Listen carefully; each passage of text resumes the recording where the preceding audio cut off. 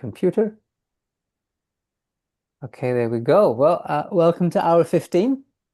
And the topic is decoupling from how do we decouple from the Moloch? And I thought just spend a minute or two about the Moloch concept so people understand what we're referring to. This Moloch historically was I can remember, was a Sumerian entity, kind of I wouldn't necessarily a Delph, but one of the less positive entities in the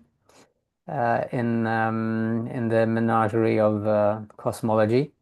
And then also there we have the Moloch also appear in H.G. Wells' Time Machine, of like when the species bifurcate between the Elohim and the Moloch.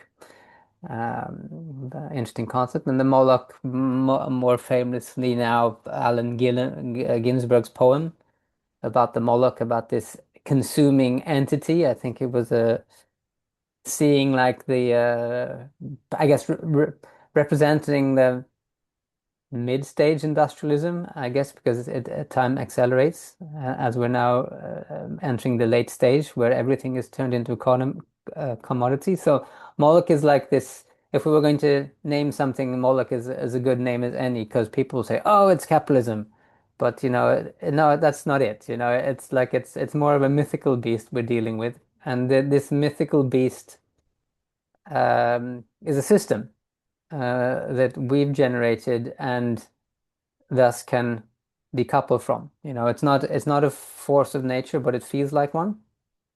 And I think San referred to mentioned it a little bit, like how it well, to summarize, like it breaks us up and it breaks us down. It doesn't want community because community gives us power. It wants us separate. It wants us isolated. It wants us nervous. It wants us like unhealthy. Because if we eat bad food, we buy more. It wants us to consume, and it wants us to be products that consume. It doesn't want us to be looking for a deeper meaning. It doesn't want us to be, you know, happy or content, because content means you're not going to buy stuff. And if you don't buy stuff, the whole machine breaks. And if that wasn't bad enough, it is insatiable in its appetite. So first it takes all the resources, and then when there's no more resources left, okay, let's invent lots and lots of debt so we can take more control, and then eventually the debt cycle crashes. It's the Moloch is the misunderstood game of Monopoly that always leads to complete collapse. So without diving too much into the Moloch, I think we can all agree that this is like not the trajectory we want.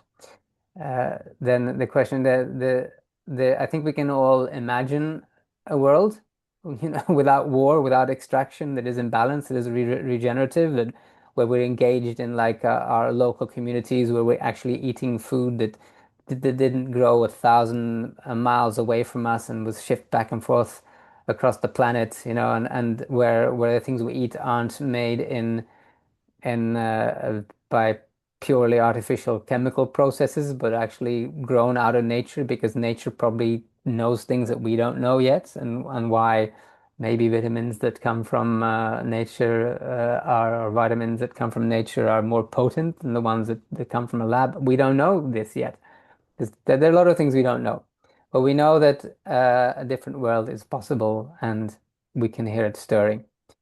So the theme of this hour is, how do we decouple? What are the steps we can take to simply say, no, thank you, Moloch.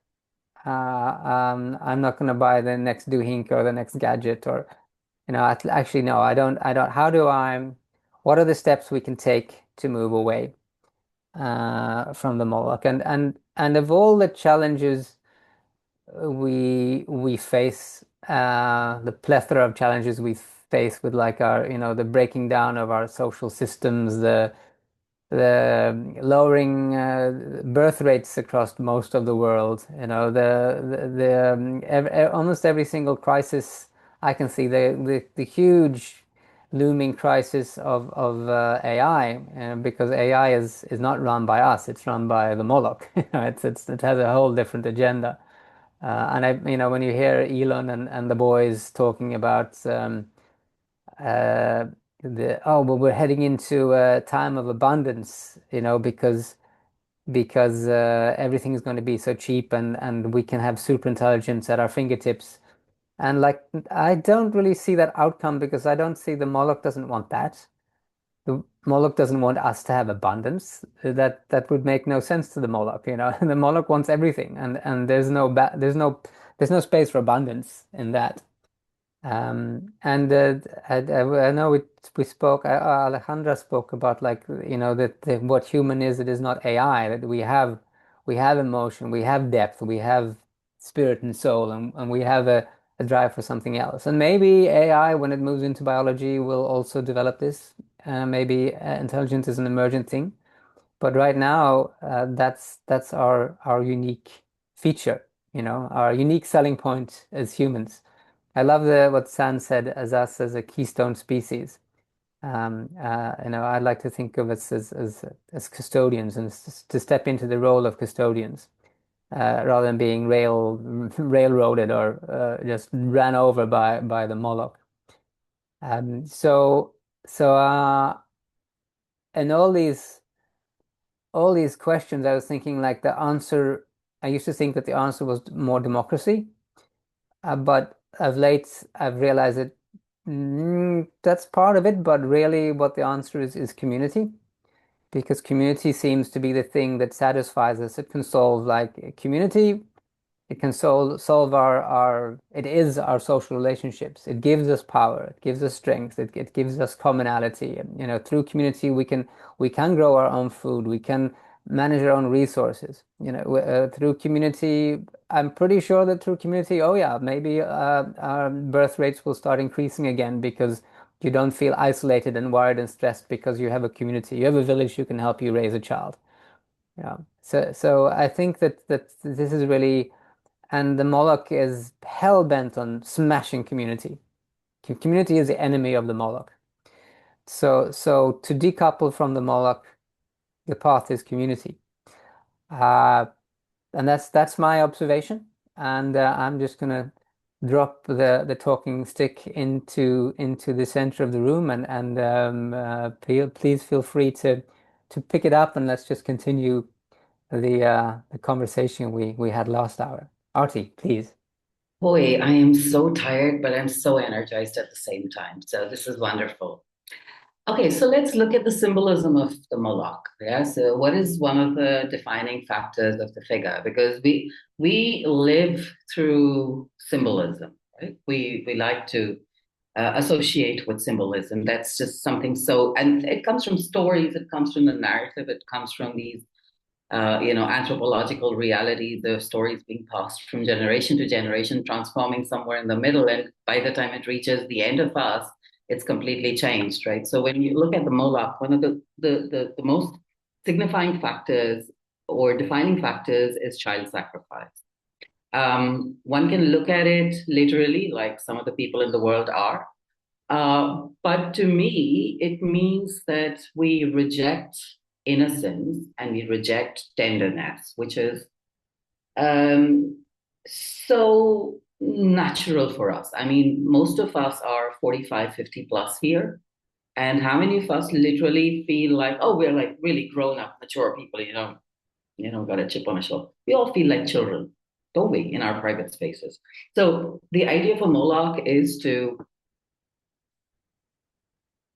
sap us out of that tenderness. And even H.G. Wells' Time Machine, which is something I've never been able to forget about or disassociate from, because the first time as a kid when I read the book, everything has been happening exactly like that. So the clear division of society or societal fabric into two very clear sects, yeah, the Eloys and the Morlocks. So Eloys are these tender creatures who live above the ground, play with the flowers, speak very tenderly. And then you have Morlocks who service the Eloys, but at night eat them. So if you look at the symbolism behind the whole idea, and if we draw a parallel with the capitalistic system with Sand, you're absolutely right in saying that not everything is, bad about capitalism. But the problem is that not everything is right with community setups also.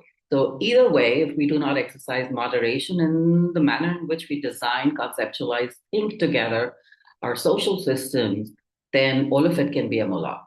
Yeah, all of it can be, Bao, right? So either way, I think the way to disengage is literally, it's not fear. I think it's understanding. It's just it's just such undeniable, it's like it lands inside of you with a thud, and it says this doesn't freaking make sense,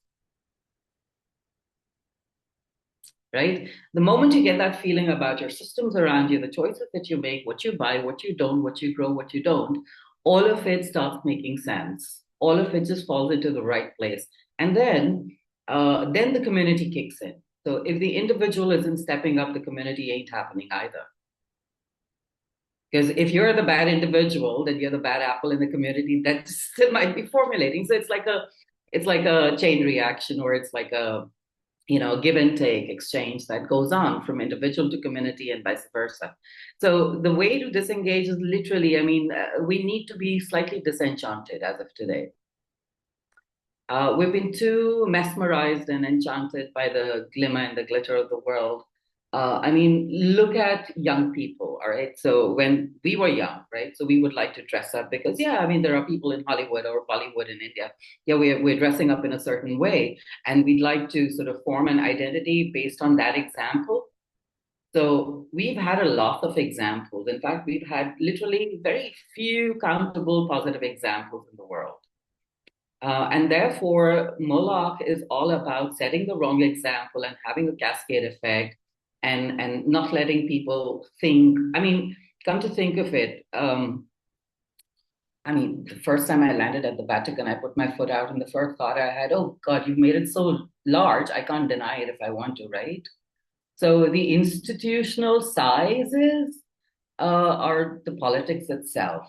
And I said this way before, in the session, like when we started, that the system is the message. And we've got to accept that and then figure out what is the message we want to craft. So I can tell you this. I mean, Violetta and I, we've been talking a lot about, space technology and the space domain and all of that.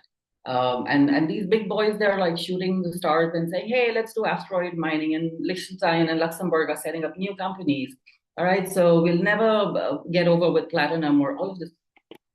Boy, that's exhausting to think that we are going so outward. It's almost like you're becoming skeletal as a species. You got no more skin left because you're like stretching yourself so thin into outer space, lower Earth, middle Earth, deep space. You really want to get out there, and this is the greed.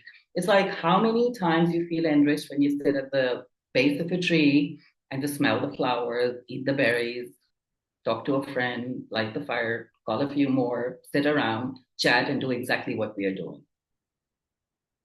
So the disengagement lies with this disenchantment of it.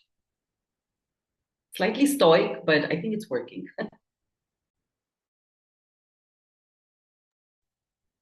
Thanks so much, Artie. San, please.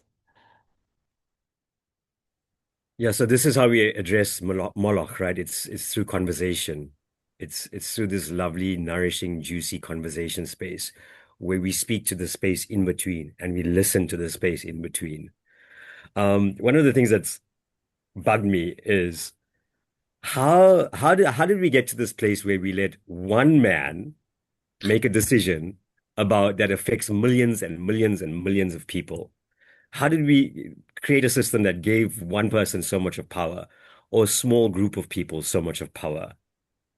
Um, and that's sort of Moloch. Moloch comes in, and Moloch is like from the crypto system, right? Because I've been in crypto for quite a while now, Web3 system. Moloch is the deity of coordination failure. So Moloch thrives when there is no coordination, when we are unable to have conversations with each other, when we, as small communities and groups, network with each other, are unable to coordinate with each other. So I asked myself this question, and we can all ask this question: what is the lubricant for coordination in our world today? What makes coordination possible in our world today? Sure, you can talk about infrastructure and so on. You can talk about networks and so on, but what powers that? I would say money, right? So Moloch is about a centralized. Moloch centralizes this coordination mechanism. Money, we have a monoculture of money in our world today, whereas we could have a polyculture of money. And this monoculture of money is quite easy to control. The distribution and the creation of this money is controlled by a central entity. And this money is being used in the world to. So the weird thing about wealth and money is never in our past has wealth being associated with power, where your wealth gives you more power and dominance and control over people. Money has done that. The money in our world today has done that. So what's our option now? How can we create a new kind of money? How can we create new kinds of money? A polyculture of money that is life affirming, that is regenerative, that is supporting and sensitive to the context, that does not cause harm in the world, that allows us to coordinate better as communities, having conversations about this reality that's consistently changing.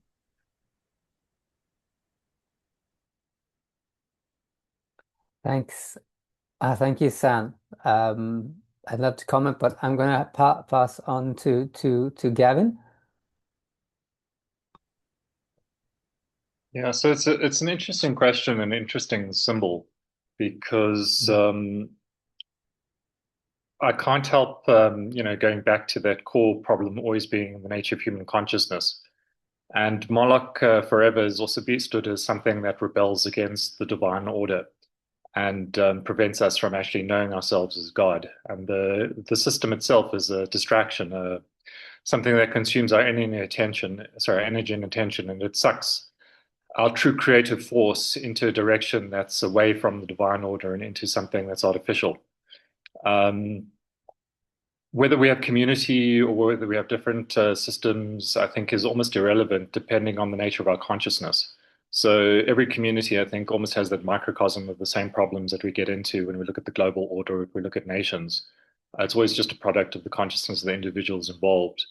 And as long as human consciousness is distorted and dissonant and out of alignment with the natural order, we will continue to create negative outcomes and outcomes that suck our energy and distract us from our own truth. So for me, always the healing path, the path of alignment with truth is the only way out of that system. Yes. Thanks. Thank you, Gavin. Okay, let me just make two comments before handing over to you, Violetta. San, you said Moloch is the deity of coordination failure. I love that.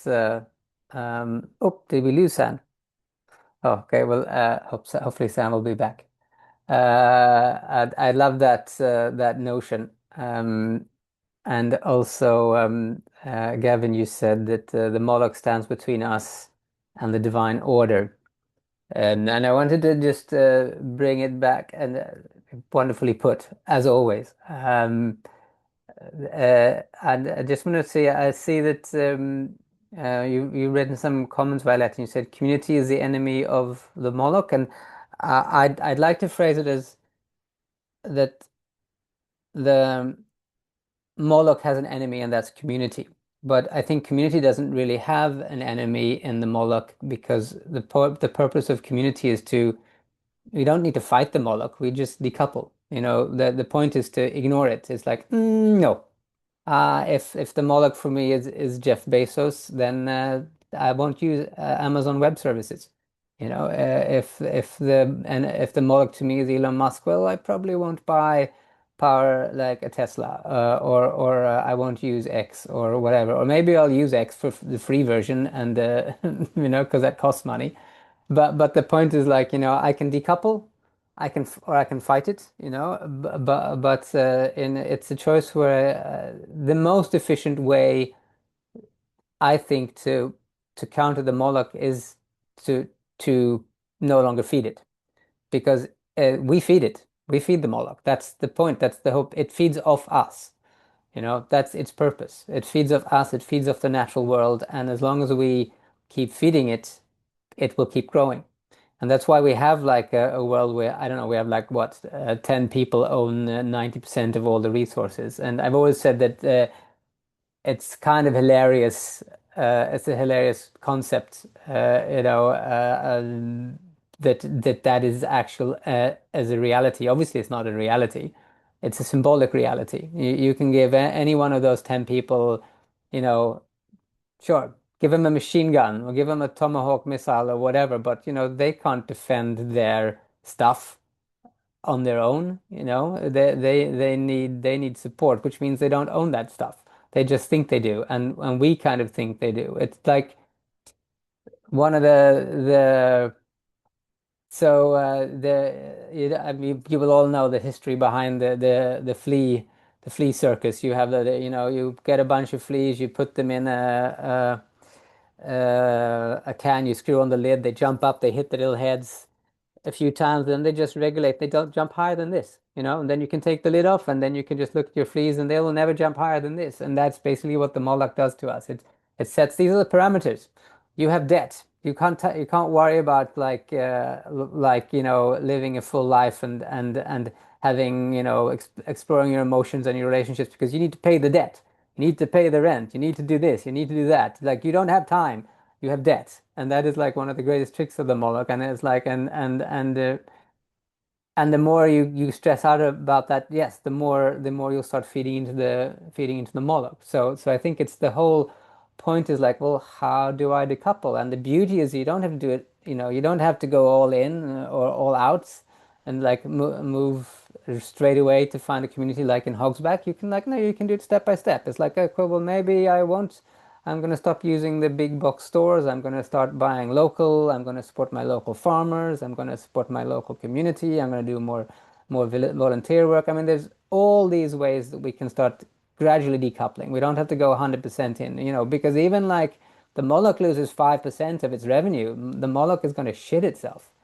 Because the Moloch is wants to, no, I need to increase 10% every year, and this year I went down 5%. That's an existential threat to the Moloch, and it'll start lashing out, and then it becomes even easier to decouple. And now we're at the point where the Moloch is growing so great and laborious that it's kind of collapsing under its own weight, which is very, very scary, but it's also a huge benefit because it makes our work a lot easier. It makes like it's going to it's no longer going to be optional to decouple from the Moloch.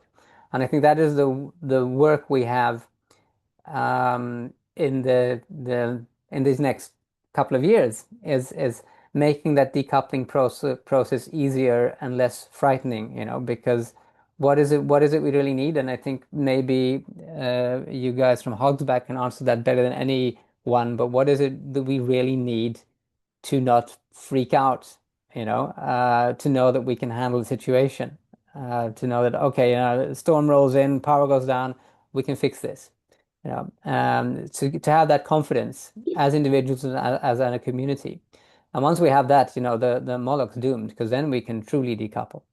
Okay, that was my soapbox, and I'm going to hand over to you, Violetta.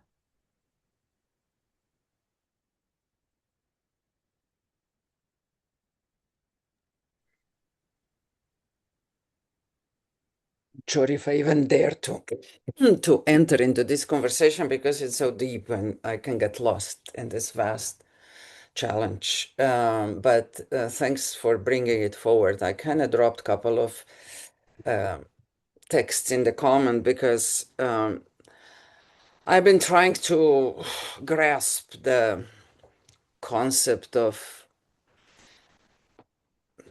I don't know, how do I call it? They started to call it like Epstein archipelagos. And it's not just like a completely shameless attitude of one person or a group of people. This, as you call it, Morlock situation that we found ourselves in is rather carefully planned a new global philosophy.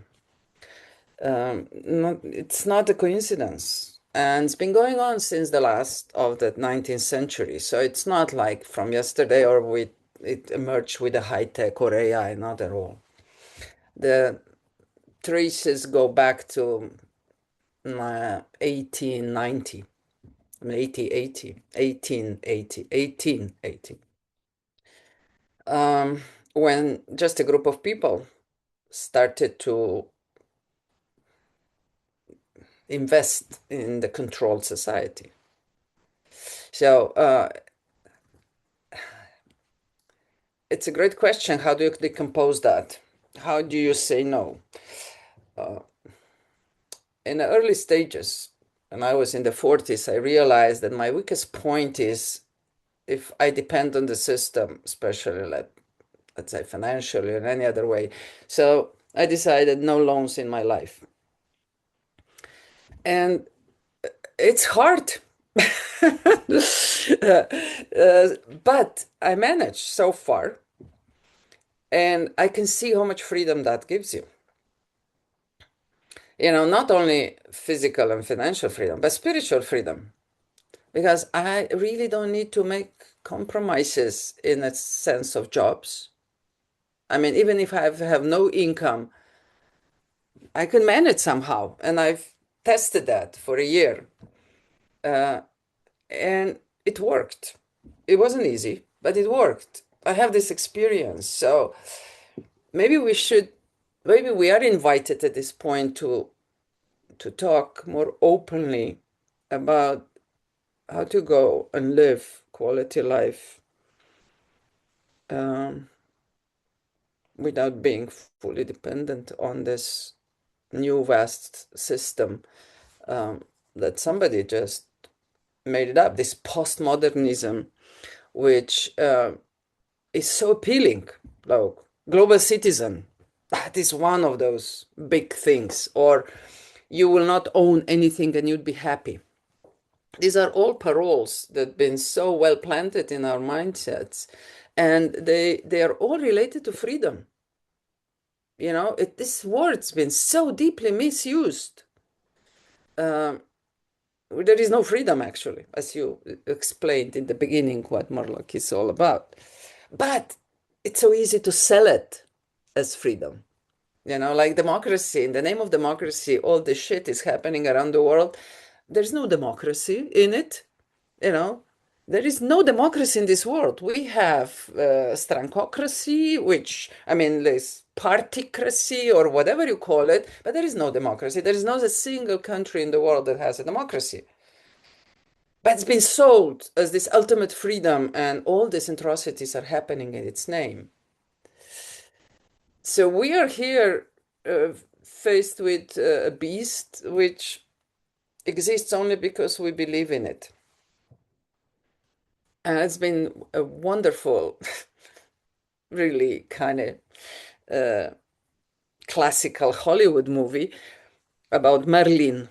But it's such a powerful one because, I'm going to be very short, but at the end, Merlin realizes in order to live his life, he has to fight his mother, the witch, the top witch of the witch world.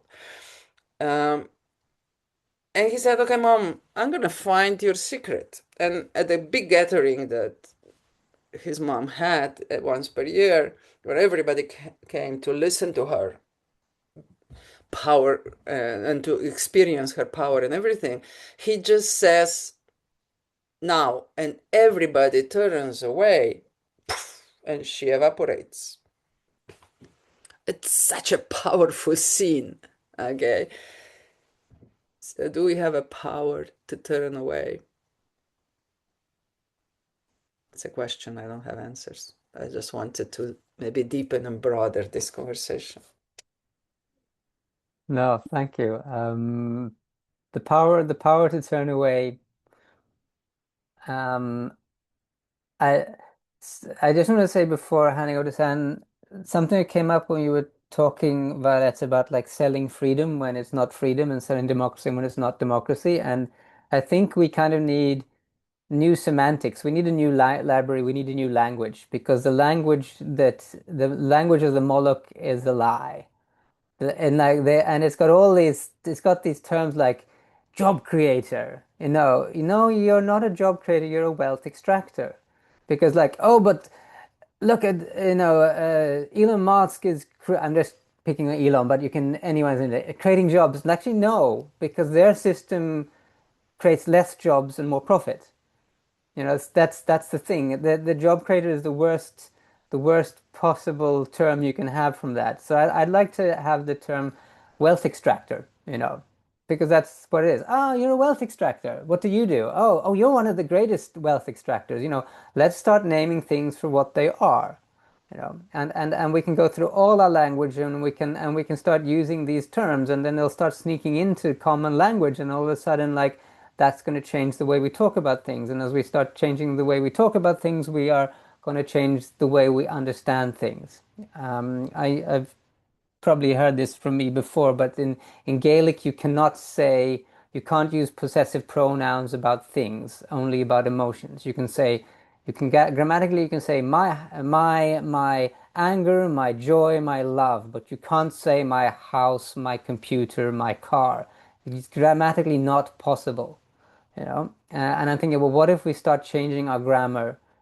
This is a wealth extractor, and we can start making joking about the Moloch, because the Moloch hates not being taken responsibility and accepted as the paramount of and everything. And once we start making fun of it, it becomes manageable. And maybe we'll make a little app from the demolochifier.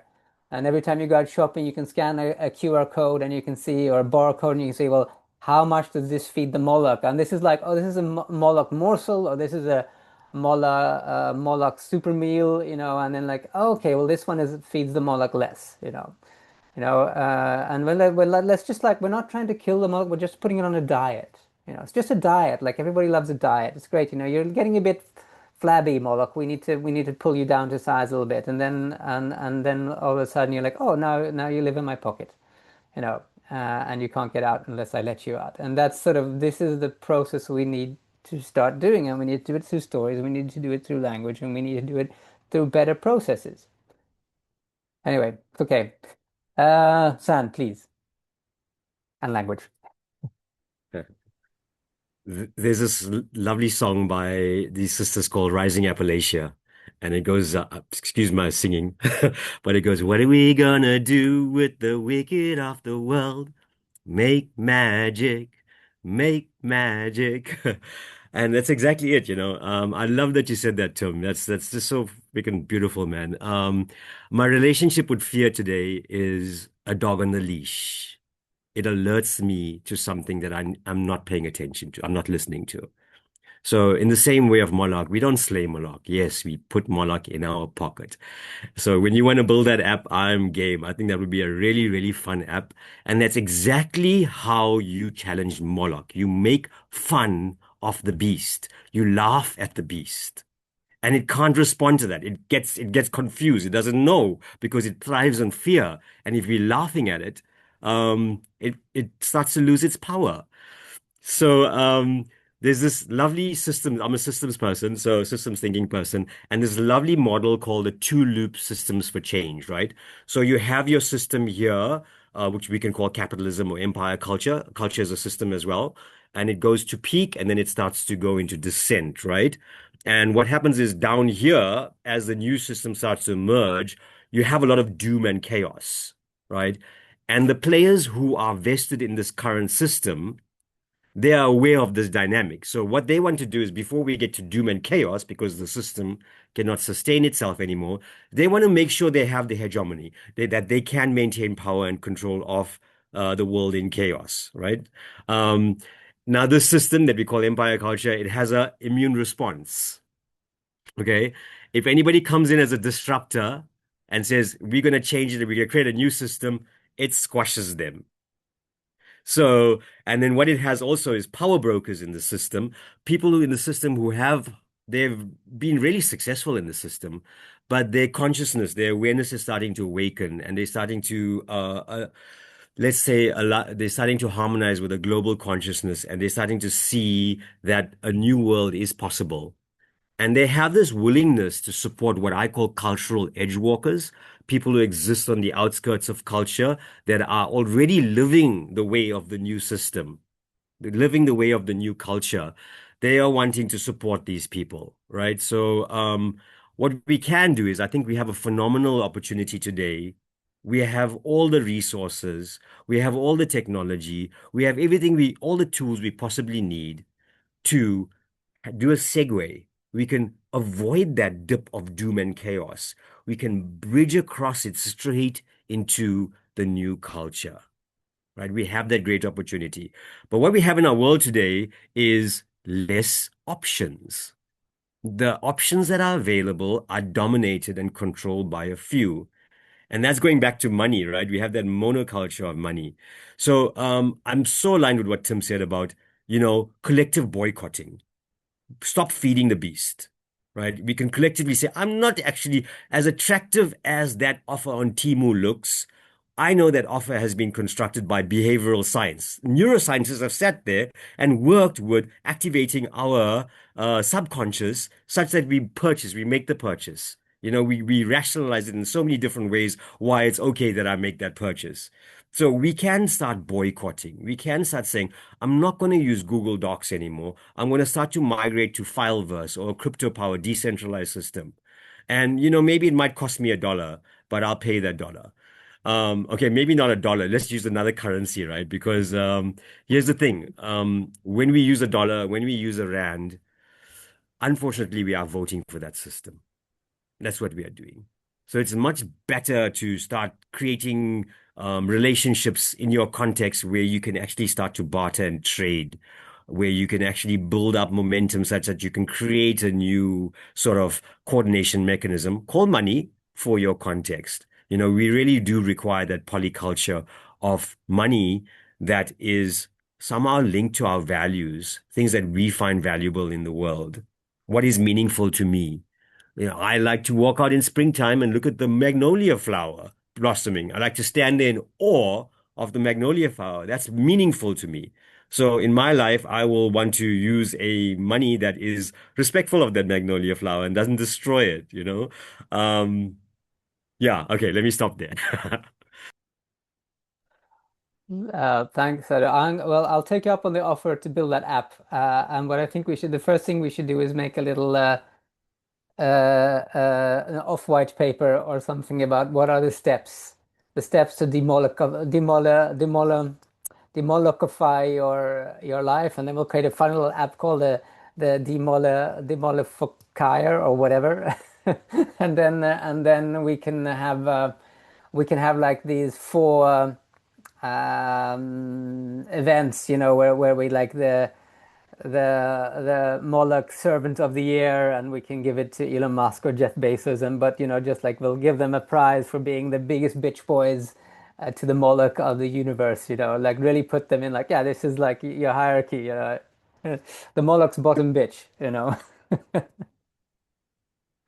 Anyway, we can have some fun with it. Gavin. So it's very interesting to to ask the question, and in some ways, I think even in asking the question, and a lot of what we say, we still can't entirely get away from the influence the Moloch has had on us. In one sense, I agree with everything that's been said completely, and certainly in the spirit of it.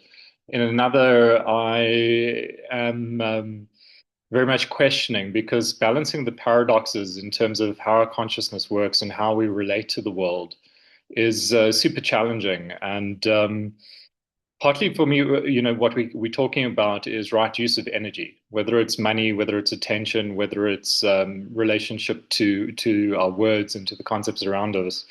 We're looking at right relationship, and how do we as creators, who very much whatever we focus on sort of magnifies into reality, how do we wield that in a way that allows for a better life? So, when we look at Bezos or Musk and say, those are the representatives of the Moloch, those are the Moloch, I've always very much 50, I don't know that. I think Bezos and Moloch have a shadow just like every single human being. And, given their life path, they have outsized ability to influence the world. But beyond the Moloch, I think if we give the Moloch credit for determining the way life actually unfolds, we're essentially giving it a power it doesn't have. That behind the Moloch there is a divine order, and the Moloch and every human being is simply a player within that order. And if what we see is the order and not the trickery that says that there's something more powerful than the divine, then we actually empower the divine. If we look at the others and say they're other, then we're essentially playing that divide and rule. We are divided. And if so, money, for instance, for me has always been a tool of power. I mean, I look back into whether it's the Medici or the East India Company, or going back as long as it's existed, it's been one of the mechanisms of power. But humans' desires to control, the fear that makes us want to control, the fear that makes us hungry for power, lest life get away from us, is endemic to the human being. And whether it's exercised at the scale of a Musk, or whether it's exercised at the scale of the patriarch of a family, people engage in the same things. I think I really loved Violetta's parable of the Merlin, that if we stop paying attention, we just turn around and see something else, then the thing can disappear. So, if we understand that there is a divine order, then even, yes, when we have no income and we trust, somehow things do work out. And if we see every um, event in our life, every interaction as an expression of the divine, there's always something to be taken there. There's always something to benefit from. Then we're not living in the Moloch's order, but it happens within our own consciousness and within our own relationship to life. So that very, great challenge of how do we relate to these things in the world that we can see are doing harm, and the systems that we know are holding us back from our true potential, for me has always been such a challenging one, because on one hand I can see absolutely that they're doing everything we say, and that they're really destructive and insane in so many ways, because they're rooted in that desire to control the life that shouldn't be controlled but should be served, and should be honored and should be respected and loved.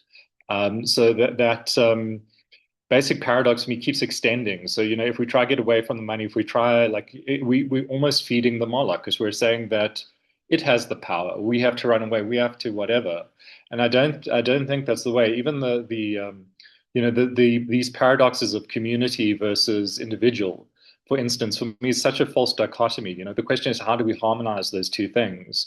Yes, the individual is a real thing, and yet it is only it in relationship to community. So I don't think you can have a healthy individual in a sick community, and I don't think you can have a healthy community with sick individuals. It's always that back and forward, always the both. So yeah, I think more and more, it's just to really be able to look at the world and to extract and transmute the experience by bringing it back to the truth that there is a higher truth, a higher order, to keep looking at that, to keep striving for that, to keep relating to that.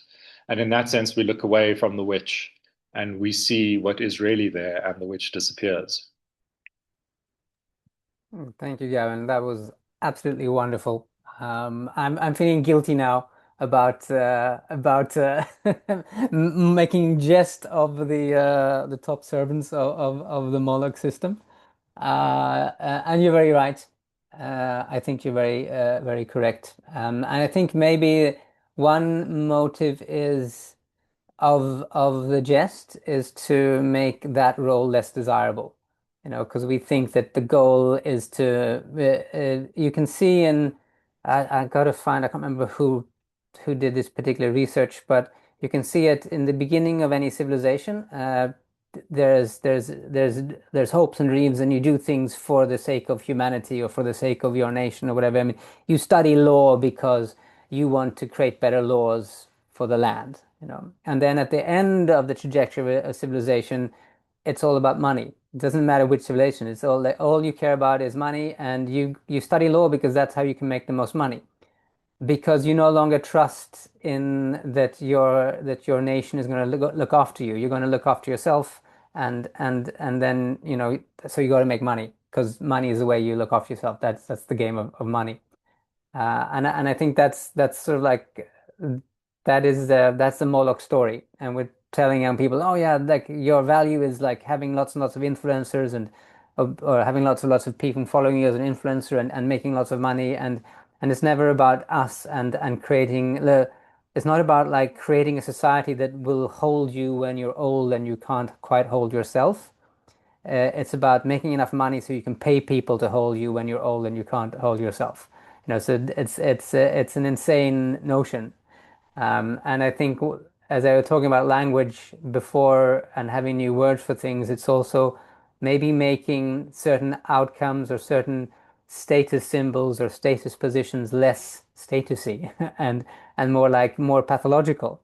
Because to me, being a billionaire is it's pathological. You look at the world and if like it's not wrong to be hugely successful and own lots and lots of companies, and I've no real issues with that. But if you take that wealth and that surplus and you don't feed that back into the world in a constructive way, then that is to me that's a sin on a civilizational level, in as much as anything is a sin. So I think in one way again is to mock and to sort of to point that out, but maybe in a more joking and less hostile way, because we don't really want to make an enemy of the Moloch. We just want to turn our backs to it. We want to pop it in our pocket, put it on a little leash, and have it as a little chihuahua and walk around with, when we need to bring it out. Okay, we got another 10 minutes. Susie and Stella.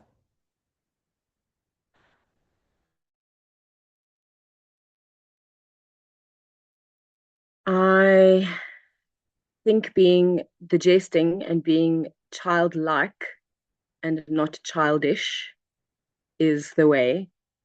And why I think that is the way is because when we come back to what we've felt is the focus of the Moloch and children, and there's a clue in that. In story structure, there's a clue in that.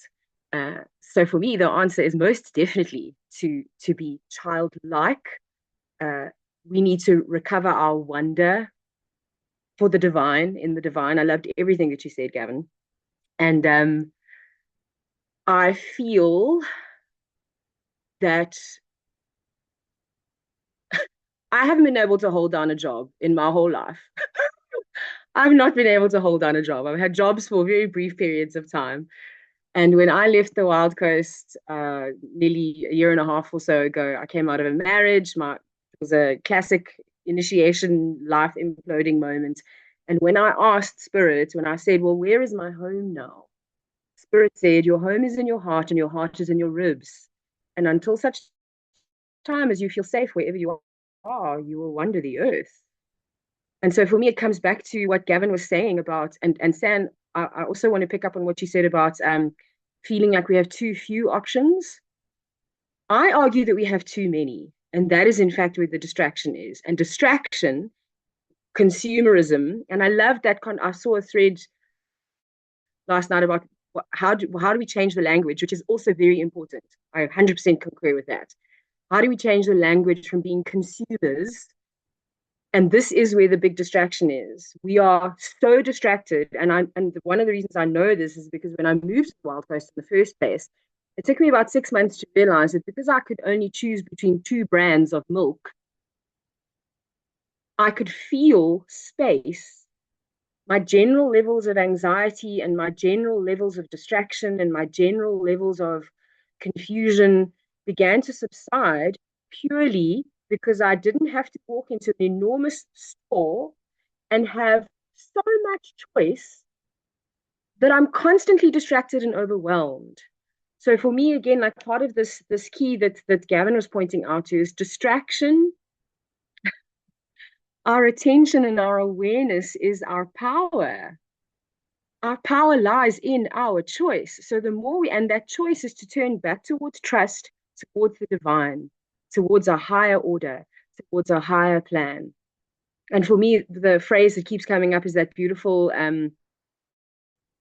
thing about the Buddhist expression about being distracted by the finger pointing at the moon. Look at me pointing at TV. This is the moon. Being distracted. That is where our power lies. What are we distracted by? And being able to come back to that center point. And then the other thing that I want to round up with is, again, this idea of othering. So the same finger that we get distracted by is the finger that we point blame to. So we can blame money, we can blame Moloch, we can blame as much as we like. But the bottom line is until you can pull your awareness, I call it, I say, beam me up, Scotty. When all of our particles, all of our awareness, all of our full sense of the divine is present, there is no Moloch. It does not exist because your awareness is on something much more important, something much more true, something much more authentic. And for me, those are and it's definitely about turning it into a game. It's definitely about minimizing the enormity. And because again, that's just an illusion. And I think part of our challenge walking in the world the way that we do, now I'm definitely an edge walker, 100%. How we shift between, how we move between these worlds is to really identify with what is true and what is not. And that's tricky when we live in a world that is matter. We are convinced that what is matter is true and what is real. But to Gavin's point, there is something much more important, much larger, much more true. And that is our objective, to shift our awareness, our attention to what is true. Moloch schmoloch, bro. Thank you for hearing me. That's so wonderful. I love the Moloch Schmoloch. That's the name of the app. Archie, please. Yeah, I mean, Stella, this is so amazing. And this whole idea of, being in that state of wonderment, this is like so bang on. It wasn't even planned that you're going to say this, and the next session is going to be about this, right? So we've got Jean Kabuta, who's going to be coming in and literally weaving that for us. So that's beautiful. Going back to the idea of the fact that capitalism has had its positives, I think the one glimmer of hope that I have in this dark Masonic Peter Thiel, Elon Musk, Hexeth sort of, flavor in the world that we are sensing and tasting, is that so money's been created, it's there in the world, it's with certain people, but we also have generations that are inheriting that wealth. So how do we prime the world for them and prime them to rethink investments? Something to play with. I have no idea about it, but I'm just sort of thinking, yeah? And I mean, you've heard me say this whole analogy of blood transfusion, right? When you have a disease, you don't empty the man. It's a high precision parallel surgical process, right? So we are diseased, but we can't say, let's turn the switch on money and put the switch on a no money system. That won't happen. Even we'd like fall off our own rocker, right? So what is a more practical sort of an approach to think about? And yeah, I mean, it's just so simple. So I ended up gate crashing the conference in Brussels. Apparently, there was a bunch of Nobel laureates, and one of them was talking about being on the board of all these big boys. And I just asked him this one question. I said, okay, so when Mr. Bill Gates started out from his garage, he had very noble intentions of, doing good for the world. What happens along the alleys of the boardroom? I said, oh, well, all those things get brushed under the carpet. Like, well, dude, you're making that confession like out in a formal Brussels University conference. But there is no other answer, and that is the truth. And now, the thing about confidence in the world is that shamelessness is the new confidence. Now, to mitigate that, we need that humor, the Tim flavored humor. Thank you. Thank you. Shamelessness is the new confidence. That's very well put. Is that yours, Artie? Fantastic. I'm gonna quote you on that. Okay, we have maybe 3 more minutes and then a little brief leg stretch. San, will you lead us out of the hour? Sure, probably with just a little story. There's this sage, this white sage. His name is Ramakrishna, and the disciples were gathered around, or the students were gathered around, and they asked him, "Why does evil exist in the world?"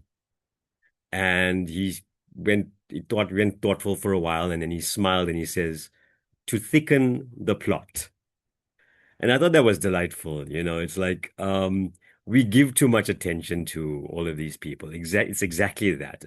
They are necessary parts of our co-evolution. They provide the friction for us to reach higher and higher states of awareness. From Vedic law, there's even like the demons go to Shiva and they say, the world is becoming good. There's no way for us to hide. And, the story goes that Shiva says, okay, you can hide in the grains of rice for this part of the month and you will be safe over there. And like, so that mythology got translated into religious practice where people don't eat grains on certain parts of the month. So, yeah, it's this conversation is so juicy. I'm so appreciative of all the threads that have been woven in here. This is the magic. This is how we make magic through this conversation. The richness of this is worth celebrating.